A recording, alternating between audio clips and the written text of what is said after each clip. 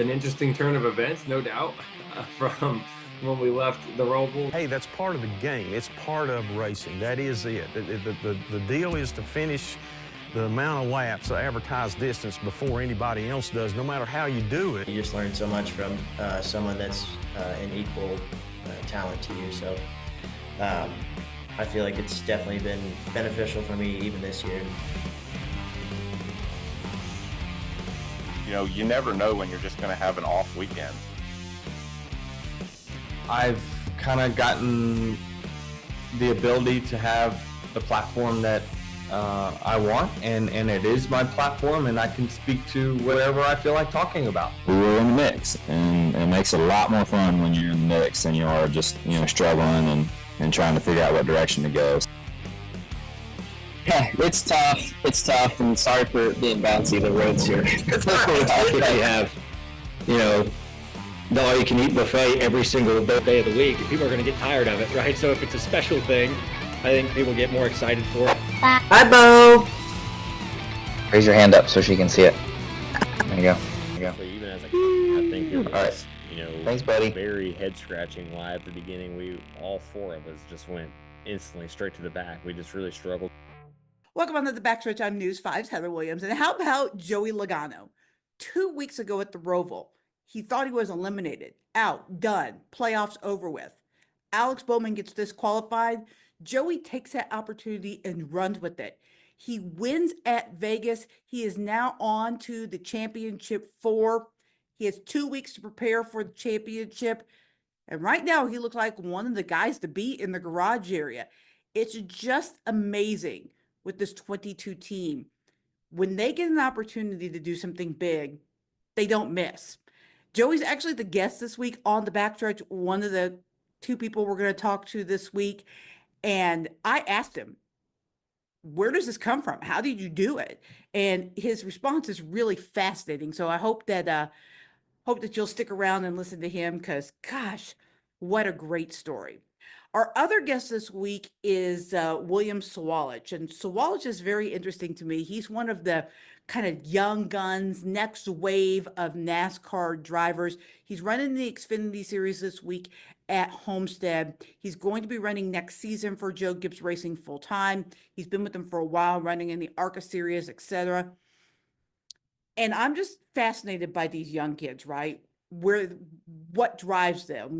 What are their goals or aspirations? Because there are a lot of young, talented drivers. Sawalich is one of them. Connor Zilic is another. You could go to the Truck Series, Corey Heim.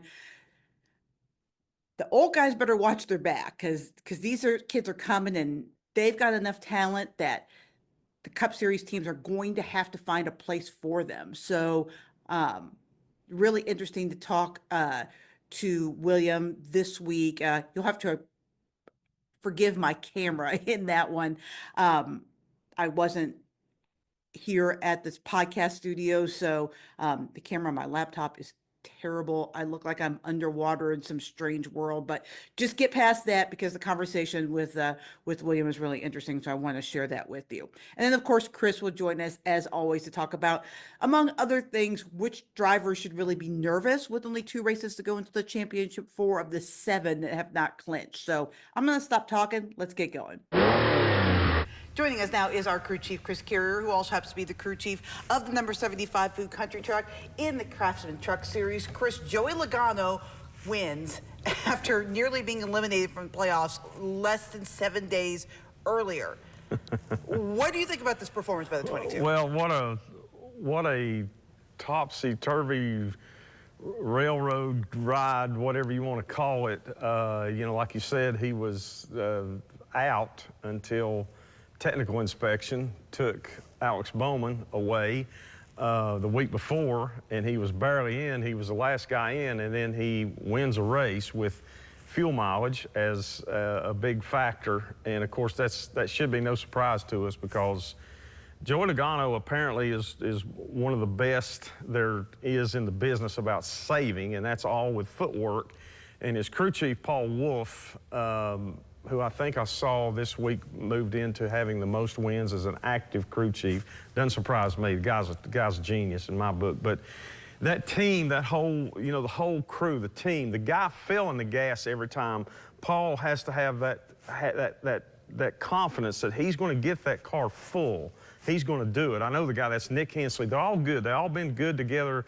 Mark Nichols is the engine tuner, and he knows the tune and so on and so forth. Mark's a local guy. But that team's been together so long, several years now. So there's a lot of confidence in this, and they win another race. They punch their way into the Final Four at Phoenix with a really, I think, a great win for that team. A team win, not just the driver, but a team win. So good for them.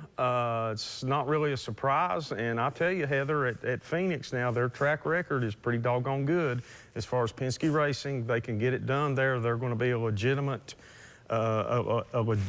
legitimate contender to try to win their championship.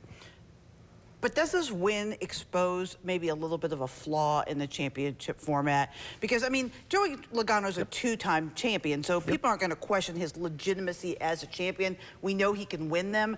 But this season, they were 15th in points. They were behind 3 or 4 drivers that didn't make the playoffs.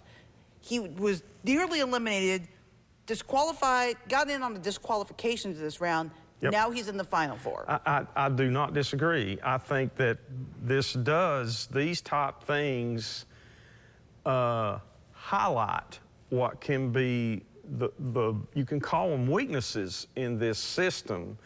And I think, personally, this system duplicates, replicates, whatever the word is very similar to like the college basketball, final 64 going to the Final Four. Let's face it, there's a lot of years that the team that wins that championship is, even 2 weeks before or 3 weeks before, when, we would say, now this team isn't the best team. They haven't been the best team all year. It's a team that's won the most games. It's a team that's beat the most top 10 opponents or the strongest schedule and has come out the victors and whatever in so many games all year long. It's kind of like that in this long season of Cup racing. There's so many races, and you got guys like, let's face it, Kyle Larson has kind of dominated, this year, and there's been some other guys that's won more races and obviously been more competitive on a week-to-week basis than Joey Logano and the 22 team, as well as 3 or 4 other guys in the Final 8. So it does expose that. Now, is that something that we want to change, that is necessarily bad? Does it really highlight or spotlight the team and the driver that's been the best all year long as far as week to week? No, it doesn't, or it might not. We don't know that yet. Kyle Larson might still be the champion. A very good chance of that. So, I don't know. I guess it's what you want to see, And I think NASCAR, when they came up with this idea and started this several years ago, the playoff system, there was talk about they wanted to be more like, the NCAA basketball and the fight for other team sports championships when you go through kind of a tournament play and you come out with a final winner. So I don't know. We'll see. There's good and bad in it. I think you can argue both ways, and as long as this system stays the same, this argument will go on till the end of time of like, well, okay, is this good or not good? Depends on who you are, I guess. Right now, I say Joey Logano says it's the best thing since apple butter. But Joey Logano loves this for sure. Yeah. So when you're looking at this, now that we go to Miami, there are 2 chances left for people to win their way into the championship or point their way in. When you look at the drivers on the back half, Denny, Reddick, Blaney, and Elliott, who's in trouble? Knowing the tracks that are left. Well, I just look at like this year's history and the tracks left too. I would say Elliott, he's been very good at Martinsville at times. Denny is got a history. You'd think he was Mr. Martinsville, for a long time, and he's still very good there. He's also been very good at Homestead. So I think that he has the reputation and the experience to do well at both places. Reddick, I think, can run good anywhere. Blaney can run good anywhere. But I'm going to say out of those 4, if I was going to pick one well, they're going to pick 2 that's going to jump on to or maybe 1 that's going to jump onto the Final 4, I would say I would put my money on Reddick. I think he's just a guy, he and his team, I think that's the one that can stand up when they have to. I look for him, you know. I think Kyle Larson I think he's going to make it in. I think everybody thinks that. I think Christopher Bell is going to make it in. Who else do we have? That's William Byron. William Byron. They've been running consistent, but they haven't been knocking anyone's socks off. No, and not many of those guys I just mentioned have. Right. You know, well, that's why it's interesting. It's interesting. You know, it makes you wonder, like, okay, who is going to have the best day? Is there somebody going to knock their way in, knock the door down, and win the race at Homestead or win the race at Martinsville? And any of those guys we're talking about are capable of that. Them and their teams are capable of having that walk-off win day. But you wonder their season hasn't really doesn't give you that warm fuzzy feeling of any of them saying, you're not going to say, okay, they're going to go do that this weekend. I guarantee you, same thing. I think Larson, I think Bell. I personally I just think Reddick is capable of doing great things at several times.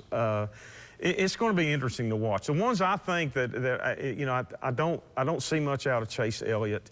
I'm just not sure. Like you said, Byron has just been pretty quiet, you know. But not bad quiet. But he's sitting in 4th. He's not bad quiet. He's been, 4th to 15th quiet. That's right. But, so much of our time this year that Kyle Larson has taken so much of the gravy that it hasn't given us much feeling to like really feel strong about somebody, and much of those other guys. It's like he's been so dominant at times. So the sneaky guy is Christopher Bell. The sneaky guy is Christopher Bell, and I will tell you, he's hungry. He's mad because he didn't win last week. He had the best car. He had the fastest car, no doubt. He was catching. More laps would have given him the victory. He lost that win because of a sterling performance by the 22 team on winning yet another fuel mileage race. And at a 1.5-mile track it's become fairly common. They're really good at it. And hey, that's part of the game. It's part of racing. That is it. The deal is to finish the amount of laps, the advertised distance, before anybody else does. No matter how you do it, you don't necessarily have to have the fastest car to do it. So, but I think Bell is going to be, I think this is his year. We haven't heard the last out of him. I really believe he's going to be in the Final 4 one way or another. And I look for him, I just feel like this is his year. This is his time. I think he's going to be very good when we go to Phoenix. So, before we get to Phoenix, we have a couple of races, including this week at Homestead, which is where we used to decide the champion for a while. What are the keys to this race? Homestead is a 1.5-mile track. It's not odd shaped. It's a true oval. It's got some banking to it. It's built for pretty good speed, but the problem is that the tires wear and deteriorate so quickly that basically after qualifying, your times start falling off. 1 lap, 2 laps, 3 laps, the times start falling off. The key here is tire management. Especially in the Cup race, by the 1/3 of the way through the race, probably the predominant groove, especially when the tires wear out after 4 or 5 laps, after a caution or after a tire cycle, tire change cycle, whatever, they'll be right up there against the guardrail. The better handling cars and the cars that are probably on the freer side will be down here on the bottom, and you'll see some cars mixed in. You got to stay ahead of the racetrack as it changes. You got to stay ahead of how your car's going to act, how it's going to drive, how it's going to handle, how it's going to perform once those tires get about 10 laps on and you have to make, say, a 45 or 50 lap run. The crew chiefs will be calculating, like the computers will be smoking on pit road and the crew chief's minds and the race engineers of like, okay, once we get in a long green run, how long do we go? before we come in and change 4 tires under green. Now, it's a risk because you're going to lose a lap. And if you come in, lose a lap, caution comes out, now we're a lap down and we've got time to make up, and this is going to be a real hard way to have a good finish. But if you wait too long, even a lap or 2 or 3 makes a huge difference. If you pit later than the guys you're racing against, the leaders, then when you come out, you may be 5, 6, 7 seconds behind them, whereas you were right there with them before the cautions comes out. So race strategy is going to be a premium throughout this race, you know, and what changes you make to those cars. You don't want to spend too much time doing too much to lose time on the racetrack, because track position is going to be very critical, like every week. But making those changes in air pressure and little changes that you can do quickly, the pit crews are going to have a lot on them. It's going to be a fight all day long of who keeps up with that and who does the best job of managing it. And the guy inside that car has the steering wheel, the brakes, the pedal and everything to control that gas and try to keep from sliding his tires, try to keep them to live longer. So Joey, first of all, I guess I'll start with this. What's the last 12 days been like for you? I'm assuming you have felt pretty much every emotion on the gamut when it comes to racing.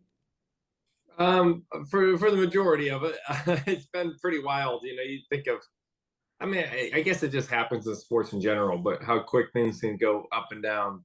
And I think just mentally you have to be able to just roll with it, because you really don't know what tomorrow brings. So, you know, at this point, you know, we've had an interesting turn of events, no doubt, from when we left the Roval to winning Vegas, and now with the opportunity to win the championship, you just don't want to waste the opportunity. It's really funny because when you were on pit road in the Roval after you thought you didn't qualify, you said to a group of us media standing there, "I've been doing this long enough to know that it's not over until it's over." And then 2 hours later, you were back in the playoffs. But I'm guessing that experience of being through those emotions before and knowing that things can change on a dime helped you refocus this next week and get right back into playoff mode. Is that a fair statement? Yeah, I don't think we ever left playoff mode after the Roval, because we were still in on the owner's points. That's what I was saying afterwards. Like, that's still a lot to race for. Honestly, it's more money to race for that. It's just a silent championship that nobody knows about, but that's a very important piece. So we were still in playoff mode, nothing changed. But we got locked back in on the driver's side, which is the one that everyone talks about. And, you know, they get the big flashy trophies and all that. So yeah, you want to win that, right? That's kind of what you're ranked off of, you know, later on. So it was nice to get back in, obviously. People have asked me this week, you know, if I was surprised or, you know, about your win and your ability when you hadn't necessarily run that great in that last round to come out in this round all guns blazing. But I feel like that's kind of who you are. Like, anytime there's a big moment, you step up to that. Is that something that you take pride in? Because I just remember, like, you won at the Coliseum the first race, you run the first dirt race. Like, it seems like when there are big things up for grabs, that's when the 22 really shines. Yeah, and I wish I understood exactly what it is, because we try the same amount for every race. Like, we go to win every week, but it seems like whether it's something new or big moments, our team just seems to shine. And like I said, if I knew what it was, I'd do it every weekend. I just don't know exactly what that is. And you know, the stars aligned perfectly this weekend with getting the opportunity to run it long and do something different, and it worked out. You know, and when we get to Phoenix, we got a great advantage now of being able to work 2 weeks ahead of everybody. And hopefully that's another one of those moments that's big, and we can show up ready to roll. That kind of leads into my next question. What will the next 2 weeks be like for you? I mean, you're not just going to lay up at the track, but I assume most of the work now is on Phoenix. Yeah, most of our work, you know, if not all of it, is really focused on Phoenix, as it should be. That's the advantage we earned. The ultimate goal is to win the championship. So at this point, you know, what can we do to help our teammates, right? Help the 12 right now, which setup wise, I mean, there's only so much you can do on track, but at least getting ready to the race, setup stuff, you know, is there anything they want to try or anything we can do to help them? You know, just little odds and ends things that we can do. So we'll work on that while we're focused on Phoenix, and we'll make sure that we try to keep some momentum and still stay ready to roll. But it doesn't affect our final points position depending on how we do the next 2 weeks. So it's the only scenario all year long where you can win in the next 2 weeks. Really doesn't matter a whole bunch. With that said, we still want to go out there and run well. Like you said, we want to keep momentum going. We got Hunt Brothers Pizza on the card this weekend. We want to go give it a shot to win, but we also need to keep our eyes on the big prize at the same time. So this week at Homestead, what's kind of the key to that track? Because I look at that track and really the last two tracks, and the remaining 7 drivers are all, and yourself, but you're already locked in, are all really good at these tracks. So what's going to be the key if you want to get up front? What's going to be the key for you guys?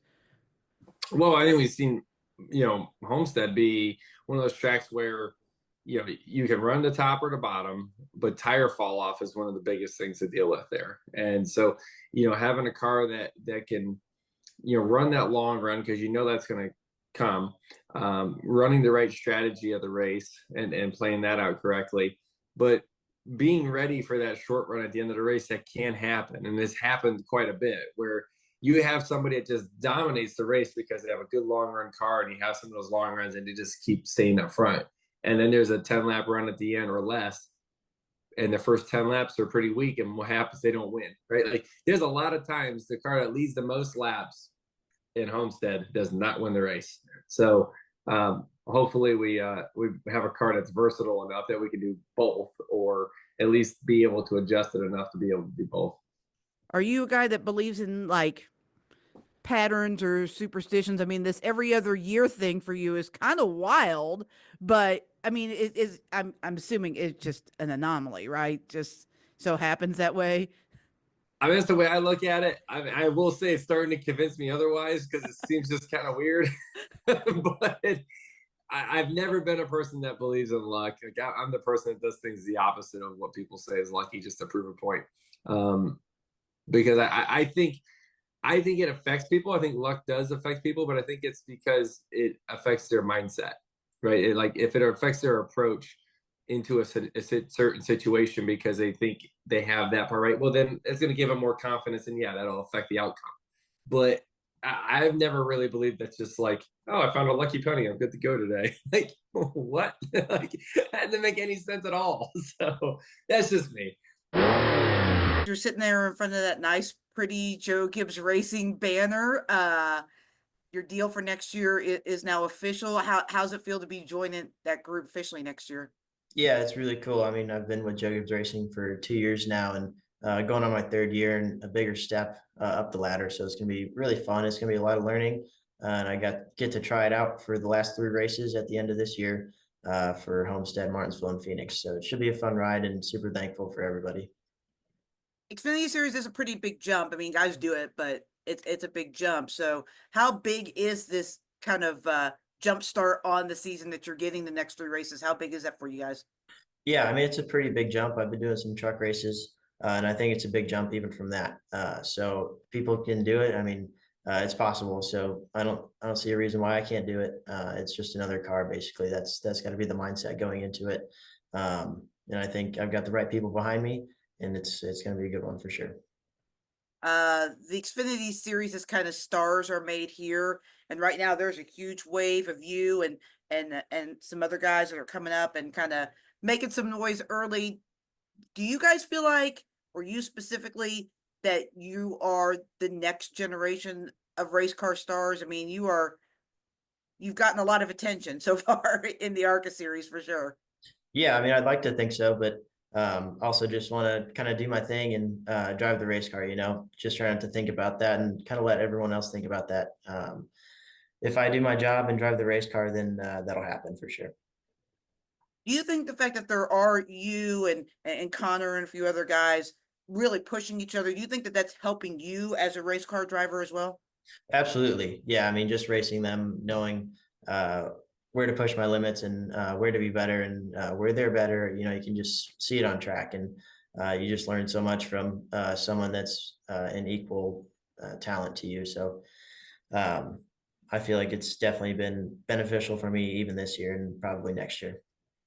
That Joe Gibbs Xfinity program has been really successful. Is there pressure on you for that, getting into that car?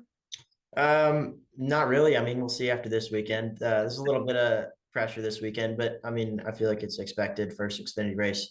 Um, I mean, who wouldn't be kind of feeling the pressure?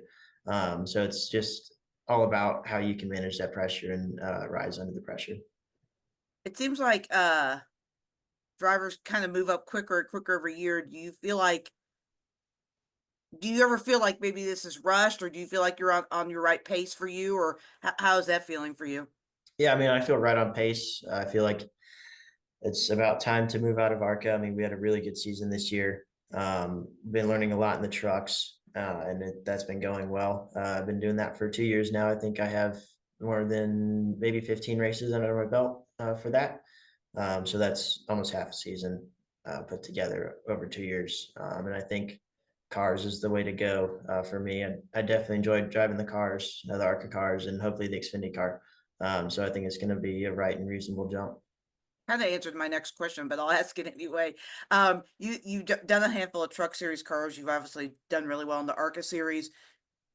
Which prepares you more for the Xfinity? Because I feel like Trucks has probably better competition, but the ARCA cars are probably more like the Xfinity cars. Yeah, I mean, you said it right. I think the trucks definitely have more competition, and the racing aspect is going to be a lot closer. While ARCA cars have probably a similar feel to the Xfinity cars, and it's kind of based off of preference. But I'll kind of find out this weekend for you. For my final thought today, I want to talk about the playoffs, about specifically the tracks in the playoffs, because a lot was made, during the season in the lead up to the playoffs about wild cards and super speedways and road courses and this and that in the playoffs. The more that I think about it, the more that I actually love the tracks and the way they were constructed this year. We ended up with basically the 8 best drivers. You could argue that Joey Logano over the course of the season maybe wasn't as consistent as Alex Bowman, but he certainly, just on pedigree alone, probably deserves a spot in the championship in the round of 8, and he won, so he got his place in the championship 4. I know that you look at guys like Bubba Wallace and Ross Chastain, they probably thought they deserved to be in the playoffs over Logano because of the win they're in. But when you look at the 16 drivers that made the playoffs, we definitely ended up with the best guys in the final 8. Even with all the wildness, even with all the craziness, the cream still rose to the top. And so the reason why I love this grouping of tracks that we had this year is that they really had to earn it, right? You had to win on a couple of super speedways, or at least stay out of trouble enough to advance. You had to do the same on a couple of road courses, not just one. NASCAR drivers always claim that they are the cream of the crop. They can drive any kind of racetrack. That's what makes them different from F1 drivers. Specifically, they just do all sorts of different genres, short tracks, intermediates, super speedways, road courses, street courses. If you want to claim that, I think you have to prove it. So that's why I love this playoffs. I'm kind of sad that Homestead and Watkins Glen are out of the playoffs next year, because I just really love, and Atlanta for that matter, because I just love the extra dynamic and the intrigue that it brought. But at the end of the day, the best of the best still found a way to prevail. Thanks for joining us on the Backstretch. We'll see you next week.